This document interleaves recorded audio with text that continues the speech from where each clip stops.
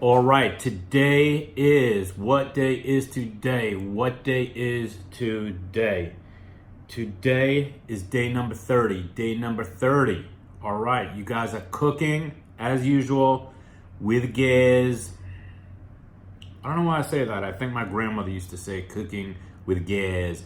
But anyway, today's day number 30. The focus of this week as we start to incorporate past weeks and past 29 days is really balance, okay? And that's the key to ultimate pulmonary wellness, is not to go bananas in one area and neglect all the other areas, but to put a little effort into each one of those. So taking your medications properly, exercise, nutrition, stress management, relaxation training, prevention of infection, all with a super focus on the breath, okay? The breath is everything. The breath is everything. Without the breath, there is no life. But that is a metaphor for life itself. So, we all have different responsibilities weighing on us, okay? And it's very easy at times for things to get out of whack, or for us to put all our efforts into something at the neglect of all others. Something like online Bootcamp or something like that, okay? But the idea is to constantly strive for that balance, okay? You're never gonna have a perfect balanced system that never needs any attending to, okay? And so the key is to constantly be assessing, readjusting our lens, asking ourselves what's good, what's not so good, where can we improve, and how do we go about doing that, okay? And constantly shifting the scales. Again, things come, they go, okay? That's life. Things get better, things get worse. We work hard to go up the ladder. Something happens, we go down the chute, okay? But the key is constantly continue to move. Keep on moving, keep on moving, keep on moving. Don't stop. Like the hands of time, keep it coming, okay? That's the only way. That's the only way. Standing still means losing ground. Standing still means going backwards. We're not going backwards. We're only going forwards, okay? Regardless of what that means. So keep on going. You guys are doing great. It's day 30, okay? We're in the home stretch right now. Keep it coming. You guys are doing great. Have a great day, everybody. Day 30.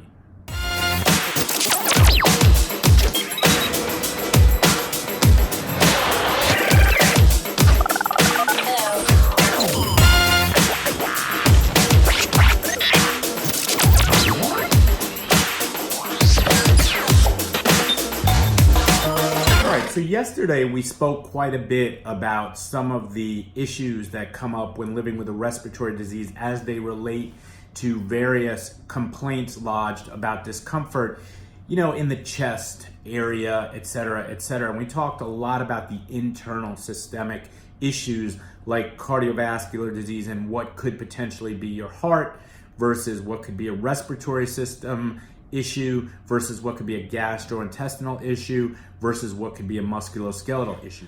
Obviously, the heart is the most serious and the greatest cause for concern because that can be dangerous. It can put you at risk. It can put you at life-threatening risk, in fact, okay? So that's the one we want to rule out first. However, there are quite a few musculoskeletal issues that can make us very uncomfortable, and that's what I want to talk about today. So I've asked Hercules to join us, and the thing is that very often people will talk about what they call rib cramping, okay? So these are your ribs. So just to be clear, ribs are bones, so bones don't cramp, okay? Bones don't cramp, it's that simple. Muscles cramp, okay? So just a bit of an anatomy lesson, okay? Just before we go. So let's play a little anatomy. Let's play a little thoracic Jeopardy, okay? Question number 1. The number of ribs. What is 12? So we have 12 ribs, okay? All right, so just to be clear, ribs are bones, and bones do not cramp, okay? And just to talk a little bit about anatomy, okay, so we have 12 ribs. We have 7 true ribs that articulate with the sternum, and we have 5 false ribs, okay? 3 of those false ribs connect up front. 2 of those are considered floating ribs, and I'm not sure if we could see them from behind. We cannot, okay? But they do not connect in the front. Just a little spinal anatomy while we're here, okay, with Hercules. So we have 7 cervical vertebrae, and the 7 cervical vertebrae are your neck, your neck vertebrae, okay? So that's the spine vertebrae of your neck. And those vertebrae will control the nerve roots that control the upper extremities. And very, very important about this is particularly cervical vertebrae 3 through 5. So C3 through 5 we think is important because those are where the phrenic nerve is innervated, and the phrenic nerve is what innervates the diaphragm. So very often when somebody has a diaphragmatic issue and they have a very, very bad neck, that's always something to consider. Is there possibly spinal cord or nerve involvement with their diaphragmatic dysfunction? We have 12 thoracic vertebrae, we have 5 lumbar vertebrae, and then we have a sacrum and a coccyx, okay? So let's just talk a little bit about what goes on with these ribs, okay? So we talked about the fact that ribs are bones, and there are likely, it's not that the ribs are cramping, but what I suspect most people are talking about at those times, can we have some diaphragmatic sensation? Can we have some discomfort related to diaphragmatic overuse or dysfunction? Yes, possible, okay? However, in my opinion, when most people describe rib cramping to me, what I like to investigate is the intercostal muscle. So inter means in between, costal means related to the ribs, okay? And there are muscles that go in between these ribs, and when you have a respiratory problem, okay, when you have a respiratory problem and the skeleton changes, okay, that's going to affect things. So when you have an obstructive disease like COPD, okay, and the lungs are hyperinflated, these ribs will actually stretch out, they will spread out, and the intercostal muscles will actually be stretched. So we've spoken a lot about how muscles work best when they're in their mid-range, and how if my bicep were totally stretched out, this is not the ideal situation for muscle contraction.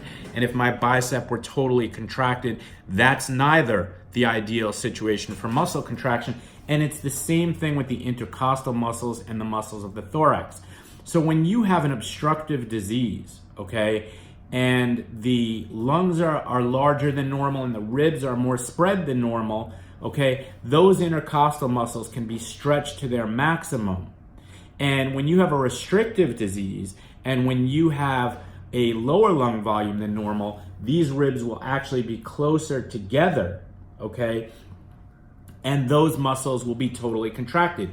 And think back to what I've told you about muscle contraction and relaxation and how muscles get their nutrition. So muscles relax, allowing blood flow in, and that brings healthy, nutritious, oxygen-rich blood to the working muscles, and then the muscle contracts, and that squeezes the waste product out. So imagine if you're all the way extended, okay, then you never get a chance to contract and get rid of those waste products. And if you're all the way contracted, then you never get an opportunity to relax and take in that healthy blood flow. And that can lead to a lot of discomfort, okay? It can lead to pain, it can lead to muscle spasm. There's something called the pain spasm cycle where you have pain, so the muscle goes into spasm to protect you, and that spasm allows the buildup of painful metabolites and causes more pain. So what do? Our goal is to break into that cycle, and we talk so often about breaking into cycles and breaking into habits and breaking into physiologic and functional cycles is a very, very difficult thing. But the key is, if you have a restrictive disease and your ribs are very, very close together, keys are going to be stretching, okay? And stretching out the ribs, stretching out the thorax, And in most situations, the anterior thorax, meaning the front, meaning our chest muscles and our front shoulder muscles, etc., are going to be more tight and are going to be more contracted, whereas the back muscles are going to be a lot looser and a lot less fit, and therefore have a lot less muscle tone. So again, in the interest of restoring muscle balance, since we're talking about balance all week, balance all week, we want to have balance obviously between left and right. So in situations where somebody either has one lung that's larger than the other, or scoliosis, or any other musculo condition that changes things from left to right, the body's going to adapt to that, and not always in a positive way. Same thing with balance in up and down, up or lower. And importantly, balance between anterior and posterior. So as humans, okay, we are used to doing things in front of us. So what winds up happening is our chest muscles get tight, our abdominal muscles get tight, and not in a good way, and our rib muscles in the front get tight, and all of our back muscles get stretched out and loose and low tone, and that also can lead to muscle imbalance, pain, discomfort. And so our goal is always going to be to stretch tight muscles and to strengthen weakened, loosened muscles, and that's what everything we do is geared towards, okay? So I hope that's helpful. There are other ways to address these muscle imbalances, and I will do so as part of the one of the next few BBFS, okay? BBFS, breathing, balance, flexibility, strength, and I will address specifically muscle imbalances and exercises you can do to correct them, okay? Have a great day, everybody. I hope that helps.